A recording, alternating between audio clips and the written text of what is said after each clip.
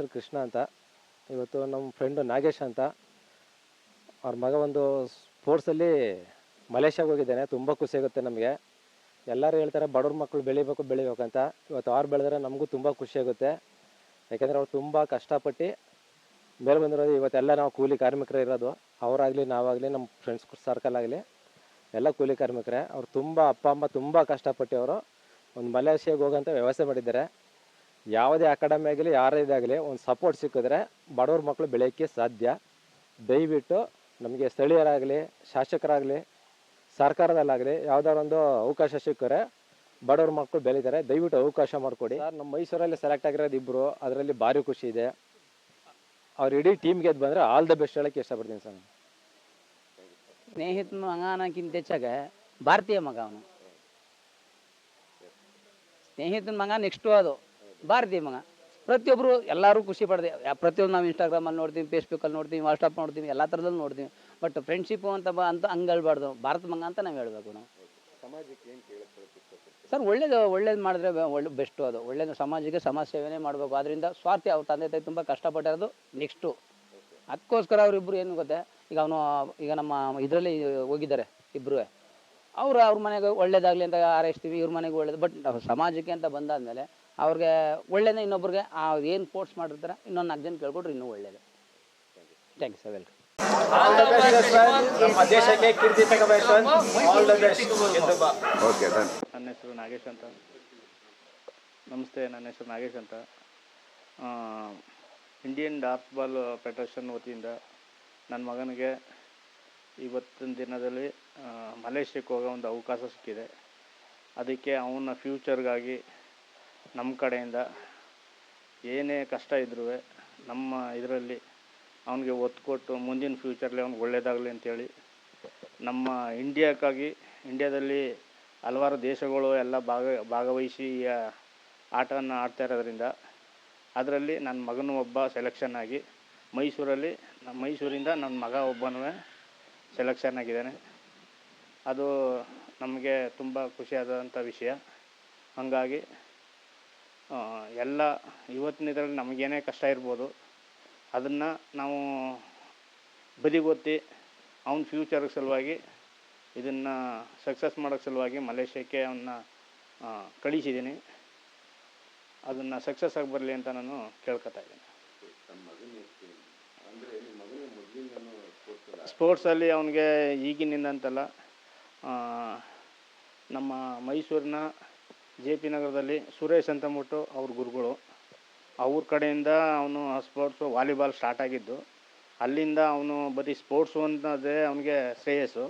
ಹಂಗಾಗಿ ಆ ಸ್ಪೋರ್ಟ್ಸ್ಗೆ ಅವನು ಇಂಟ್ರೆಸ್ಟ್ ಇರೋದ್ರಿಂದ ಇವತ್ತಿನ ಇದರಲ್ಲಿ ಅವ್ರ ಕಡೆಯಿಂದ ಮತ್ತು ಅವರ ಗುರುಗಳಾದಂಥ ಇನ್ನೊಂದು 2-3 ಜನ ಇದ್ದಾರೆ. ಅವ್ರ ಕಡೆಯಿಂದ ಅವನು ಸೆಲೆಕ್ಷನ್ ಆಗಿ ಈಗ ಮಲೇಷ್ಯಾಕ್ಕೆ ಹೋಗಿದ್ದಾನೆ.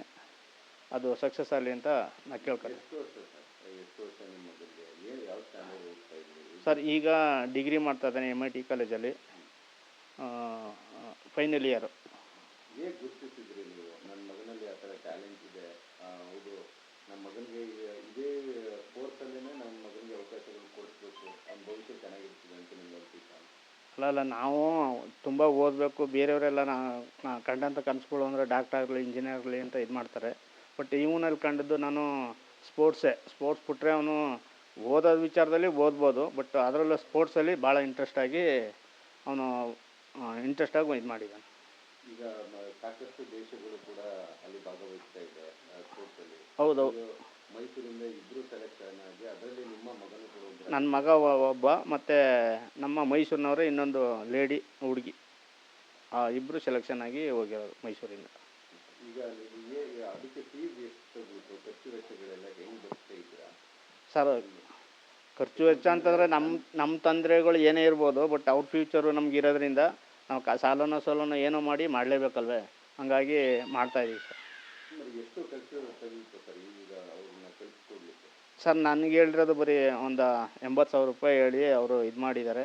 ಹಾಗಾಗಿ ನಾನು ಅದನ್ನು ಇದು ಮಾಡಿಕೊಟ್ಟಿದ್ದೀನಿ. ಅದರದ್ದು ಇದಾಗಿ ಕಳಿಸಿರ. ಈ ರೀತಿ ಫೆಡರೇಷನ್ಗಳಲ್ಲಿ ಈ ರೀತಿ ಆಯ್ಕೆಯಾದಂಥ ಸಂದರ್ಭದಲ್ಲಿ ಫೆಡರೇಷನ್ ಅವರನ್ನೇ ಈ ರೀತಿ ಸ್ಪೋರ್ಟ್ಸ್ ಮಕ್ಕಳಿಗೆ ಅವಕಾಶ ಕೊಡುವಂಥದ್ದು ಇರ್ತದೆ. ಸೊ ಫೆಡರೇಷನಿಂದನೂ ಫೀಸು ಮತ್ತು ಮತ್ತೊಂದನ್ನು ಒದಗಿಸ್ಕೊಡುವಂಥದ್ದು ಇರ್ತದೆ. ಸೊ ಆ ಥರದ್ದೇನು ನೀವು ಸರ್ ಈಗ ನನಗೆ ಅದ್ರ ಬಗ್ಗೆ ಏನು ಆ ಕಡೆಯಿಂದ ಏನು ನಮ್ಗೆ ಇದಾಗಿಲ್ಲ. ಬಟ್ ನೀವು ಈ ಥರ ಇದು ಮಾಡಿದ್ರೆ ನಿಮ್ಮ ಮಗನಿಗೆ ಒಂದು ಚಾನ್ಸ್ ಸಿಕ್ಕಿದೆ, ಈ ಥರ ಮಾಡಿಕೊಡ್ತೀವಿ, ಕಳಿಸ್ಕೊಡ್ತೀವಿ ಅಂತ ಹೇಳಿದ್ದಕ್ಕೆ ನಾನು ಶಾಸಕರ ಹತ್ರ ಅಥವಾ ಯಾರಾದ್ರೂ ಕೇಳೋಂಥ ಪ್ರಯತ್ನ? ಸರ್ ಇಲ್ಲ ಸರ್, ನಾನು ಅವ್ರ ಹತ್ರ ಯಾರ ಹತ್ರನೂ ಹೋಗಿಲ್ಲ. ಬಟ್ ಅವರೆಲ್ಲ ಯಾರು ನಮಗೆ ಪರಿಚಯ ಇಲ್ಲ ಮತ್ತು ನಾವು ಯಾರೂ ಇದು ಮಾಡಿಲ್ಲ.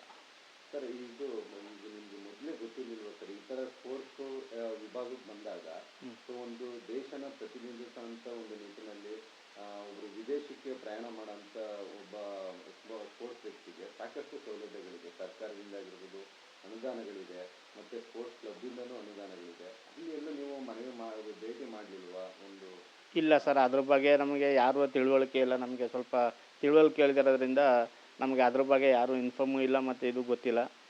ಯಾರೂ ಅದ್ರ ಬಗ್ಗೆ ವಿಚಾರ ಏನೂ ಗೊತ್ತಿಲ್ಲ. ಈಗ ಸಾಕಷ್ಟು ತಂದೆ ತಾಯಿಗಳಿಗೆ ಮಕ್ಕಳು ಭವಿಷ್ಯ ಅಂತಂದರೆ ಭಾಳ ಖುಷಿ ಪಡ್ತಾರೆ. ಯಾಕಂತಂದರೆ ಅದು ಎಷ್ಟೇ ಖರ್ಚಾಗಲಿ, ಏನೇ ಸವಾಲುಗಳು ಬರಲಿ, ಮಕ್ಕಳು ಭವಿಷ್ಯಕ್ಕೋಸ್ಕರ ತ್ಯಾಗ ಮಾಡೋಕ್ಕೂ ಸಿದ್ಧಾಗಿರ್ತಾರೆ. ಸೊ ಆ ನಿಟ್ಟಲ್ಲಿ ತಾವು ಈಗ ಹೇಗೆಲ್ಲ ಪ್ರಯತ್ನಗಳು ಮಾಡಿದ್ರಿ? ಯಾಕಂದರೆ ಟಾಸ್ಕ್ ಆಯಿತು, ಇದು ತುಂಬ ಬಡತನ ಇದೆ, ತುಂಬ ಶ್ರಮ ವಹಿಸ್ತಾ ಇದ್ದೀರಿ, ಕಷ್ಟದಿಂದ ಜೀವನ ಮಾಡ್ತಾ ಇದ್ದೀರಿ. ಆದರೂ ಯಾಕೆ ಅದು ಅನಿಸ್ತು ನಮ್ಮ ಮಗನ ಕಳಿಸ್ಬೇಕು, ನಮ್ಮ ಮಗನಿಗೆ ಇದರಲ್ಲಿ ಭವಿಷ್ಯ ಕಾಣ್ತಿದೆ ಅಂತ ನೀವು ನೋಡ್ತಾ ಇದ್ದೀರಾ? ಸರ್ ನಿಜವಾಗ್ಲೂ ಸಿಗುತ್ತೆ ಸರ್. ಅವನು ಏನು ಪ್ರತಿಫಲ ಮಾಡೋನೆ ಕಷ್ಟಪಟ್ಟವನೇ, ಅದು ಮುಂದಿನ ದಿನಗಳಲ್ಲಿ ಅದ್ರ ಪ್ರತಿಫಲ ಸಿಗುತ್ತೆ. ಅದನ್ನು ನಾವು ಶ್ರೇಯಸ್ ಮಾಡ್ತೀವಿ, ಕೇಳ್ತೀವಿ. ಈಗ ತಮ್ಮ ಒಂದು ಒಂದು ಬೇಡಿಕೆ ಏನಾದರೂ ಸರ್ಕಾರದಿಂದ ಏನಾದರೂ ಸವಲತ್ತುಗಳು ಸಿಗಬೇಕು ಅಂತ ಅನ್ಕೋತೀರಾ? ಯಾಕಂತಂದರೆ ಈಗ ಮುಂದಿನ ದಿನಗಳಲ್ಲಿ ವಿಪತ್ತು ವಿಷಯಗಳು ಬರ್ಬೋದು, ತಮಗೆ ಬರ್ಸ್ಲಿಕ್ಕೆ ಆಗದೆ ಇರ್ಬೋದು. ಯಾಕಂದರೆ ಎಷ್ಟು ದಿನ ನಡೆಯುತ್ತೆ ಸರ್ ಅಲ್ಲಿ ಸ್ಪೋರ್ಟ್ಸ್?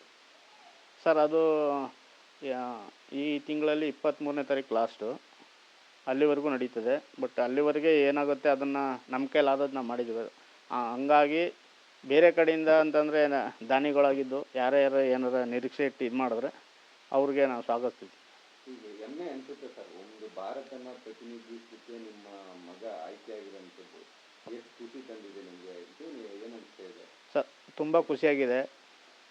ಅವ್ನು ಗೆದ್ದು ಬರಲಿ ಅಂತಂದ್ಬಿಟ್ಟು ನಾನು ಇದರಲ್ಲಿ ಅವ್ರ ಟೀಮ್ ಪೂರ್ತಿ, ಅವನು ಒಬ್ಬನೇ ಅಲ್ಲ, ಅವನು ಈ ಟೀಮ್ ಪೂರ್ತಿ ಗೆದ್ದು ಬಂದು ನಮ್ಮ ಇಂಡಿಯಾ ಗೆದ್ದರೆ, ಇಂಡಿಯಾದಲ್ಲಿ ಇವರು ಟೀಮ್ ಗೆದ್ದು ಬಂದರೆ ಅದೇ ನಂಗೆ ಸಂತೋಷ. ಏನು ಹೇಳಕ್ಕೆ ಬಯಸ್ತೀರಾ ಈ ಜನಪ್ರತಿನಿಧಿಗಳಿಗೆ? ಮತ್ತು ನಿಮ್ಮ ಏನಾದರೂ ಒಂದು ಬೇಡಿಕೆ ಏನಾದರೂ ಇದೆಯಾ ಈ ಸಾರ್ವಜನಿಕರಲ್ಲಿ, ಸಮಾಜಕ್ಕೆ ಏನಾದರೂ ಹೇಳಕ್ಕೆ ಬಯಸ್ತೀರಾ? ಸರ್ ಬೇಡಿಕೆ ಅಂತಂದ್ರೆ ನಾನು ಯಾರಿಗೂ ಏನು ಬೇಡಿಕೆ ಇಡೋಕ್ಕಾಗಲ್ಲ. ಅವರಾಗಿದ್ದವರು ಇಂಥವ್ರು ಹಿಂಗೆ ಅವರೇ, ಇವ್ರಿಗೆ ನಾವು ಹೆಲ್ಪ್ ಮಾಡಬೇಕು, ಬೆಳೆಸಬೇಕು ಅನ್ನೋದೊಂದು ಅವ್ರ ಹತ್ರ ಮನೋಭಾವ ಬಂದರೆ, ಜೊತೆಯಲ್ಲಿ ಕೈ ಜೋಡಿಸ್ಕೊ ಹೋದರೆ ನನಗೆ ಅಷ್ಟೇ ಸಾಕು. ನಾಗೇಶ್.